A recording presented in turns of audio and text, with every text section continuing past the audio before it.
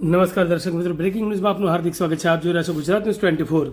વ્રત, ઉપવાસ, સ્નાન વગેરે સાત્વિક કર્મો દ્વારા જીવનનો ઉદ્ધાર કરવાનો મહિનો એટલે અધિક માસ.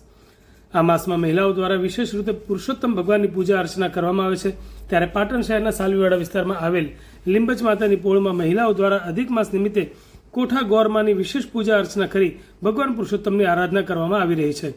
અધિક માસ શરૂ થતા પ્રથમ દિવસથી જ શ્રદ્ધાળુઓ ભગવાન પુરુષોત્તમના મંદિરમાં જઈને પૂજા અર્ચના સહિત અપૂર્વ શ્રદ્ધાથી પાઠ કરી રહ્યા છે.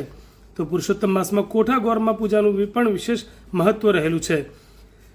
દર 3 વર્ષે આવતા અધિક માસમાં શહેરના સાલવીવાડા વિસ્તારમાં આવેલી લીંબચ માતાની પોળમાં મહિલાઓ દ્વારા માટીમાંથી બનાવેલા પાર્થિવ કોઠા ગોરમાની ભક્તિભાવપૂર્વક પૂજા અર્ચના કરવામાં આવે છે. મહિલાઓ દ્વારા દરરોજ ગોરમાની પૂજા કરી આરતી કથા તેમજ ભજન કીર્તન કરવામાં આવી રહ્યું છે. 1 માસ સુધી આ રીતે મહિલાઓ શ્રદ્ધાપૂર્વક પૂજા કરે છે. મોહલ્લાની મહિલાઓ દ્વારા આંબુડું જાંબુડું કેરીનું કોઠામણું ગોર ગોર માડી ઉઘાડો કમાડરે સહિતના પ્રાચીનતમ ગીત અને ભજન સાથે હર્ષોલ્લાસ સાથે શ્રદ્ધાપૂર્વક ગોરમાનું પૂજન કરવામાં આવે છે. દર 3 વર્ષે આવતા અધિક માસમાં મોહલ્લાની મહિલાઓ દ્વારા આ રીતે માટીમાંથી કોઠા ગોરમાં બનાવી વિધિવત રીતે તેની પૂજા અર્ચના કરવામાં આવે છે. આ પૂજા કરવાથી દરેકની મનોકામના પૂર્ણ થાય છે. સાથે જ ઘરમાં સુખ, શાંતિ અને સમૃદ્ધિ મળે છે.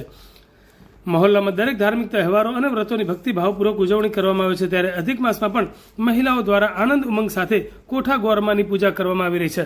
અધિક માસના અંતિમ દિવસે ભજન કીર્તન સાથે વાજતે ગાજતે ગોરમાને નદીના જળમાં પધરાવી વિસર્જન કરી અધિક માસની પૂર્ણાહુતિ કરવામાં આવશે.